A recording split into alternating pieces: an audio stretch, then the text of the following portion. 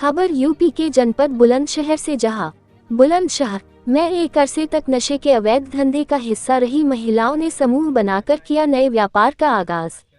रंग, गुलाल, पिचकारी, बैग और खिलौने बनाकर परिवार का लालन पालन कर रही है जरायम की दुनिया का हिस्सा रही महिलाएं।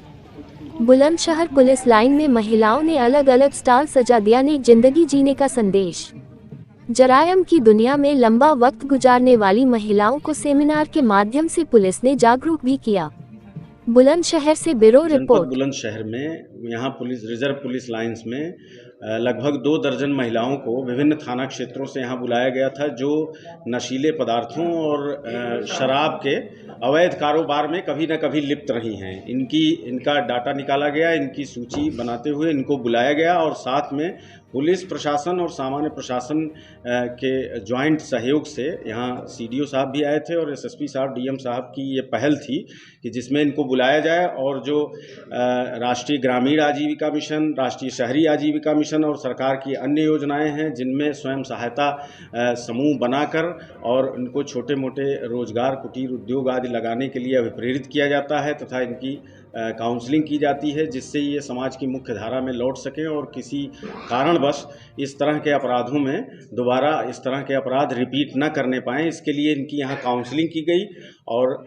इनको स्वयं सहायता समूह की जो हमारे बहनें आई थीं, उन्होंने इनको आरंभिक प्रशिक्षण भी दिया और उन उत्पादों की एक प्रदर्शनी भी लगाई गई और इनको अभिप्रेरित किया गया कि ये लोग समाज की मुख्य धारा में शामिल हों और सेल्फ हेल्प ग्रुप से जुड़ें, जिससे समाज में मर्यादित जीवन व्यतीत कर सकें और जो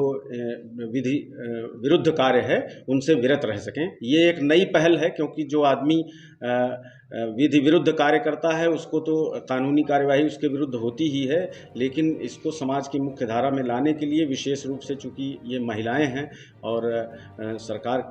का हमेशा ये प्राथमिकता का विषय रहा है, इसलिए इसे एक नई पहल के रूप में देखा जाना चाहिए कि जिससे ये समाज की मुख्य धारा में शामिल हों और हमारा बुलंदशहर और बेहतर बन सके। काउंसलिंग के बाद किस तरह का रिस्पॉन्स आया महिलाओं से? काउंसलिंग के बाद बहुत उत्साहजनक आया है प्रतिक्रिया महिलाओं की तरफ से, क्योंकि उनसे लगातार वार्ता की गई तो वो सब अपनी आर्थिक स्थिति के बारे में बता रही थीं और अपनी मजबूरियों के बारे में भी बताया कि किस नाते वो इन अपराधों में संलिप्त हुई और काफ़ी वो लोग उत्साहित हैं। उनकी हम लोग सहायता करेंगे, प्रशासन सहायता करेगा, वो सेल्फ हेल्प ग्रुप से जुड़ेंगी और अन्य जो उनको सहायता दी जा सकती है या प्रेरणा दी जा सकती है वो सब करवाते हुए हम लोग उनको मुख्य धारा में लाएंगे, जिससे ये